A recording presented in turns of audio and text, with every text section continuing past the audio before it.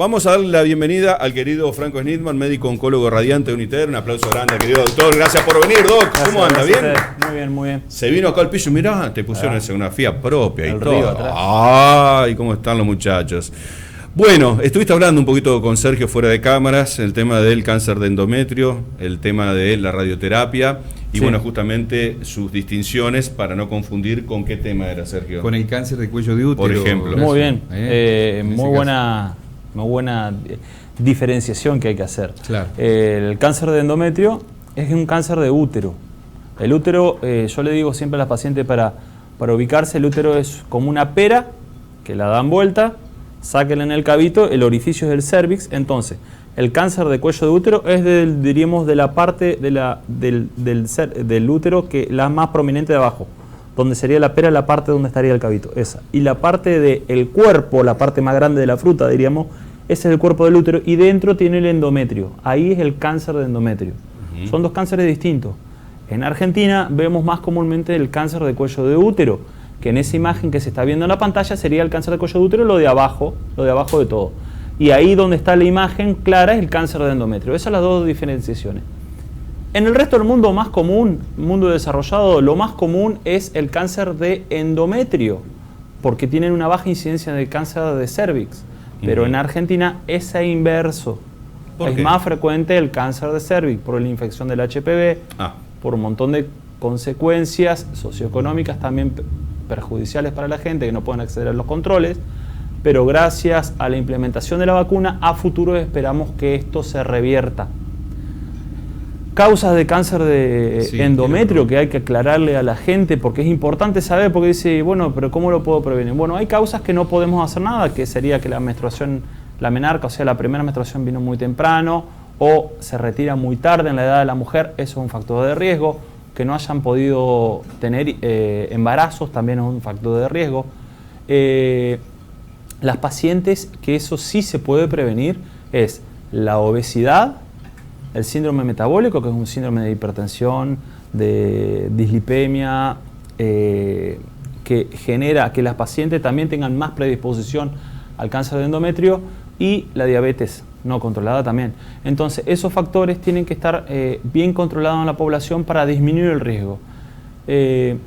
Otro factor que es que el oncólogo lo sigue es cuando se da una terapia para bloquear un receptor hormonal, no digo la droga para no causar locura, pero hay un medicamento que se usa para cuando se combate otro tipo de tumor, que el oncólogo controla muy bien el útero para ver si hay que examinarlo o no. Cuando se hace un estudio, si se ve que la mucosa no es apta, también se puede intervenir. El síntoma más común de esto es, después que a la mujer se le retiró la menstruación, dice, pasan 2 o 3 años, puede tener un sangrado y dice, me vino nuevamente. No es que le vino nuevamente, hay que estudiar eso, porque eso es un sangrado anómalo que hay que encontrar la causa. Ese es un síntoma que por suerte en esta patología da un síntoma temprano, lo cual hace a que las mujeres, al sentir que tienen, diríamos, un sangrado muy parecido a la menstruación, digan, a mí se me retiró, ¿por qué lo tengo nuevamente? Claro. Consultan al médico, son estudiadas y de Aparece esos la mala estudios sorpresa. puede encontrarse este diagnóstico. Por suerte, la mayoría se detecta en estadios más tempranos, los cuales muchos se pueden resolver con cirugía solamente. Solamente. Y otros casos hay que adicionar radioterapia. Doctor, en este caso, ¿puede ser asintomático, por ejemplo, el cáncer de endometrio? Hasta que hace el sangrado puede transcurrir totalmente asintomático. Claro. Sin dolor y sin dolor, sin física. nada. Por eso en el control ginecológico que se hace en las mujeres, muchas sabrán que les piden de rutina a veces una ecografía transvaginal. Y ahora, cuando aparece el sangrado, ¿ya está en un estadio muy avanzado? No necesariamente. La mayoría de las veces se detectan estadios tempranos, de los cuales tiene una alta chance de control y de sobrevida la paciente. Con cirugía exclusivamente. Cirugía y muchas veces radioterapia. Pero la mayoría de las veces, si son bien tempranos, con cirugía se resuelve. Es importante hacer las interconsultas con todos los especialistas para ver cuál es el tratamiento adaptado para esa paciente.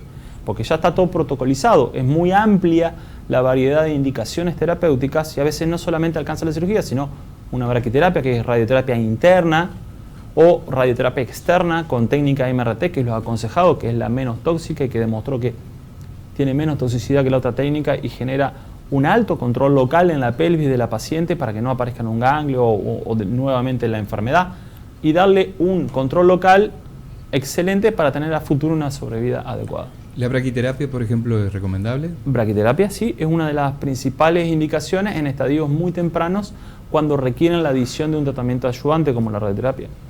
La braquiterapia es una herramienta importante en este tratamiento. Perfecto. Radioterapia, ¿cómo, cuándo y hasta cuándo? Cuando empieza a actuar ahí, digamos. La radioterapia se indica, diríamos, cuando tenemos un tumor que es inicial, pero tiene características de agresividad. Ajá. ¿Está? O por ejemplo, puede ser, ahí se ve en la imagen, dice miometrio, que es la parte más ancha del útero. Esa parte, cuando pasa la mitad, ya es un factor de riesgo. Cuando tenemos el grado que nos da el patólogo, si tiene invasión linfovascular también, entonces el médico va tomando el concepto de todos los factores, y un factor importante, la edad de la paciente es un factor importante. Eso se demostró que pacientes mayores de 60 años no son lo mismo que pacientes de menores de 60 años. Hay que tenerlo en cuenta. Entonces eso también se considera como un factor de riesgo para tomar la decisión del tratamiento adecuado para la paciente. Okay. Lo que sí que antes hacíamos mucho más de lo que estamos haciendo ahora. A nivel de antes eran cirugías muy amplias, radioterapia externa con braquiterapia, y ahora son cirugías un poco más reducidas, con la poroscopía, por un buen cirujano hecho, andan bien, y después se verá si hay que hacer radioterapia o braquiterapia o la combinación de las dos. Normalmente hoy en día es más que nada una u otra de las técnicas. La combinación de las dos es para estadios más avanzados. Ok. Doctor, en este caso, bueno, yo se lo pregunto con Sí. palabras que no son técnicas. ¿La cirugía es drástica? O sea, ¿se extrae el útero? ¿O hay Bien. formas de intervenir donde se puede trabajar puntual. sobre la zona, digamos? Bien. ¿no? La mayoría de las cirugías depende, primero, se recomiendan, no lo recomendamos yo, es protocolo oncológico, pacientes con un diagnóstico de una biopsia de un cáncer de endometrio o células atípicas con una hiperplasia atípica de endometrio, las pacientes antes de ser sometidas a la cirugía tenemos que ver bien la biopsia cuánto dio y tener mínimamente ecografía transvaginal y resonancia de abdomen y de pelvis, Claro. para determinar en qué lugar está ubicado el tumor, qué grado nos da la biopsia, y en base a eso se define si la cirugía va a ser una cirugía de sacar útero y ovarios nada más, o úteros, ovarios, manguito vaginal, ganglios, muestreo de líquido, depende. La cirugía puede quedar corta si no se tiene en cuenta bien antes de entrar a operar las características de la enfermedad. Bueno, y a partir de ahí se analiza. Claro, se es determina, fundamental, digamos, determinar. Depende, hay varios grados de cirugía, depende de la enfermedad que tiene la paciente. ¿Qué nos recomienda? ¿Qué les recomiendan las chicas, a las mujeres que lo están viendo? Mujeres que hablen con como- el ginecólogo. Bueno, ahora se está frenando muchísimo la consulta de los pacientes por el temor al COVID a ir a los médicos. Eso tiene que empezar a revertirse porque vamos a tener consecuencias desagradables en poco tiempo.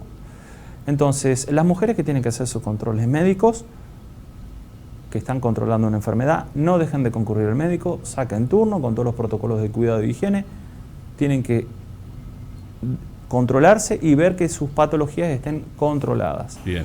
Pacientes mayores de edad que han dejado de menstruar y tienen un sangrado, ese es motivo de consulta rápido con su ginecólogo para ser estudiado el motivo de ese sangrado. Gracias, doctor. Más que clarito. Unitaria estamos atendiendo, como siempre. ¿sí? Estamos atendiendo a pleno con mi colega, seguimos trabajando con todos los protocolos de seguridad y no podemos bajar los brazos, hay que seguir adelante. Gracias, Franco, por venir. La No, verdad, un gracias a placer usted. tenerte en piso. ¿sí? Franco Snidman, entonces, clarito. ¿sí? Las recomendaciones del doctor a tener en cuenta, chicas. ¿sí? Tan claro.